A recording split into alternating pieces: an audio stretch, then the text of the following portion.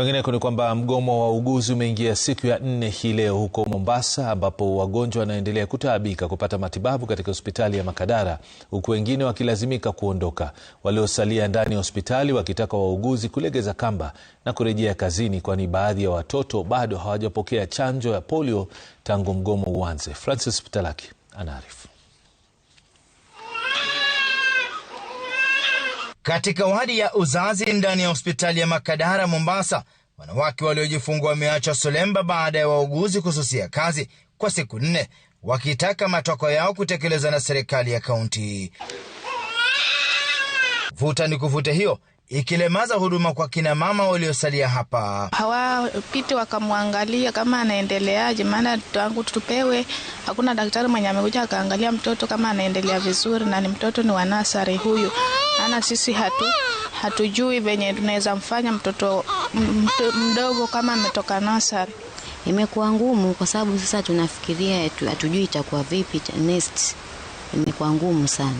Manasi wamekuwa slow katika hizi kazi zao, kuja kwa mawards kutuangalia.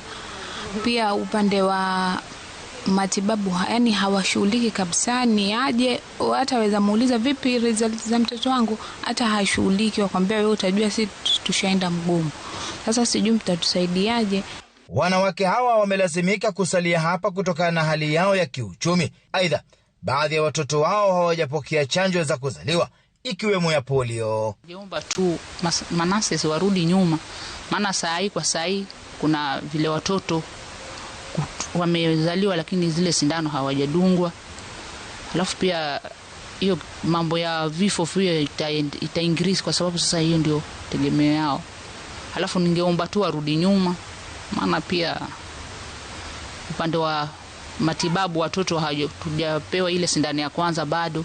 Alafu pia upande wa chakula tumeambiwa tutakula. Inatuweka mahali pabaya mwanzo, especially kwa sisi wagonjwa ambao tumekuja hapa.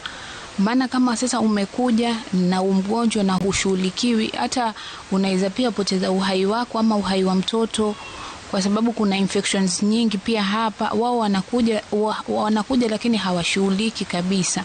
Kwa saa hii bado hajadungwa na wamesema utakwenda ukatafute mwenyewe kwenye utakakodungiwa, na it's very risk kwa sababu hiyo first polio inasaidia mambo mengi kwa mtoto. Tungeomba warudi kazini kwa sababu kusema ule ukweli, wakisema wanagoma wengi sana tutaumia. Kama mimi natumia dawa za maisha, na wakigoma nitaumia na mtoto pia ataumia.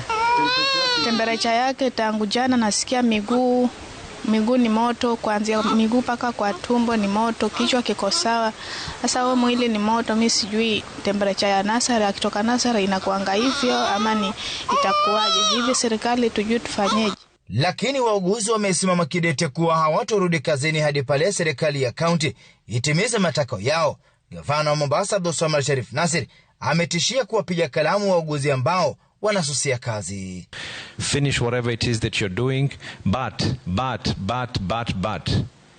if you dare try and get people out of hospitals because thinking that you will be able to cripple the health sector in this county, then you're in for a very, very rude shock.